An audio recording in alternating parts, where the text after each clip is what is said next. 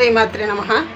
నిన్న పిండి కలుపుకున్నాం కదండి, ఇలాగా పొంగి ఇలా వచ్చిందండి. చూడండి, అట్ల తద్ది పిండి ఇలా వచ్చింది. దీనికి కావాల్సింది ఏంటంటే అండి, ఇదిగోండి కేజీ బెల్లం ఇలాగా ముక్కలుగా తరుక్కుని పెట్టుకున్నానండి. ఏంటి కరగదు కదండి, వేసేస్తున్నాను. చూడండి, కేజీ బెల్లం అండి ఇది.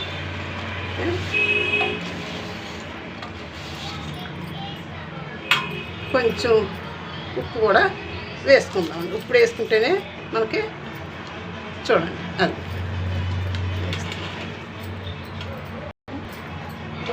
పిండి ఇలా బాగా కలుసుకుంటే మిక్స్ చేసుకుంటే మనకి అట్ల పిండి కింద వేసండి. ఒక దాంట్లో తీసుకుని మనం వేసుకోవచ్చండి. బెల్లం కరిగేలాగా ముక్కలు లేకుండా ఇలాగా కలిగి పెట్టేసుకోవాలండి.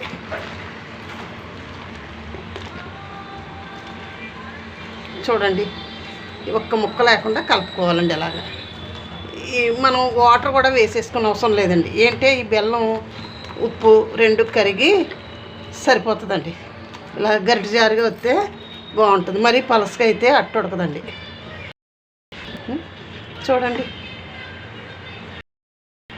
బాగా మెత్తగా శుభ్రంగా మెత్తగా నలిగేలాగా బెల్లం బాగా కలిసేలాగా కలుపుకోవాలండి. మధ్య మధ్యన ముక్కలు ఉంటే ఏముందంటే బొగరోయినట్టు అయిపోద్దండి.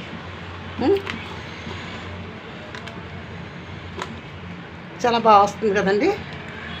అట్టు కూడా వేసిన తర్వాత ఎలా వచ్చిందన్నది చూడాలండి. బాగా పులియాలండి పిండి. పులిస్తేనే బాగా అట్టు కూడా బాగుంటుందండి. ఎన్ని కన్నాలు పడితే అంత మనకి ఐదోతనం పెరుగుతుందని చెప్తారండి పెద్దోళ్ళు. చూడండి, ఇలా వచ్చింది కదా. ఇలా గరిటె జారుగా కలుపుకుంటే ఇంకా ఇంకా పలసగా అవుతుందండి. ఇంకా మధ్య మధ్యన చిన్న చిన్న ముక్కలు ఉన్నాయి. ఈ ముక్కలన్నీ కరిగి నలిపేసి శుభ్రంగా ఉప్పు అది కరిగేలాగా ఇంకా బాగా కలుపుతానండి. అట్టు వేసిన తర్వాత ఎలా వచ్చిందన్నది కూడా నేను మీకు చూపిస్తాను. ఈ సంవత్సరం కొత్త పేనాలు కొనుక్కున్నానండి. అవి ఎలా వస్తాయన్నది నేను చెప్పిన విధంగా వేరొకళ్ళు చెప్పిన విధంగా చేశాను. అది అట్లు ఎలా వస్తాయన్నది చూడాలండి. అందులో అవి అట్లు వస్తే కొత్త పేనాలు కొనుక్కుంటే ఎలా ఉంటుంది అన్నది, ఎలాగా చేసుకోవాలన్నది నేను చెప్తానండి. నేను చూడాలి కదమ్మా. ఇది చూడండి, ఇలా కలుపుకోవాలండి.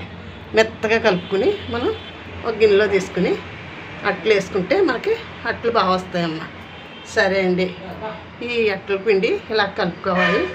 చూడండి, దీనికి పాళ్ళు 3 దవల బియ్యం అంటే కేజీన్నర బియ్యం, అర కేజీ పప్పు మినప్పప్పు, పొట్టు మినప్పప్పు, కేజీ బెల్లం ఏమో తగినంత ఉప్పు వేసుకుని కలుపుకోవాలి. సరే అండి, ఉంటానండి. శ్రీమాత్రే నమః. శ్రీమాత్రే నమః. శ్రీమాత్రే నమః.